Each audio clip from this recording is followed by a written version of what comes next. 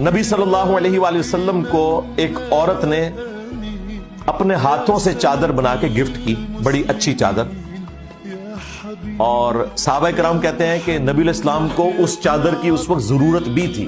تو نبی علیہ السلام کو جیسے ہی اس نے چادر گفٹ کی نا، تو آپ علیہ السلام اندر تشریف لے گئے اور آپ نے اس چادر کو تہمت بنایا، اور جو آلریڈی آپ نے چادر پہنی تھی وہ اوپر لے لی اور باہر تشریف لائے.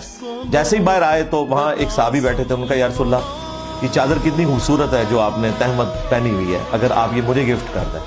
کوئی لحاظ نہیں کیا کہ یہ ابھی تو حضور کو ملی ہے اور حضور کو ضرورت بھی تھی. نبی علیہ السلام فوراً اٹھے، اندر تشریف لے گئے، اور پیچھے اب صحابہ کرام اس کی کلاس لے رہے ہیں کہ یہ تو نے کیا حرکت کی ہے. اور تجھے یہ بھی پتا ہے کہ اللہ کے نبی علیہ السلام کسی کو نہ نہیں کرتے جب ان سے کوئی چیز مانگ لی جاتی تھی. تو اس نے کہا یہ میں نے اپنے کفن کے لیے مانگی. اور صحابہ کرام کہتے ہیں کہ جب وہ فوت ہوا اسے اسی چادر میں دفنایا گیا.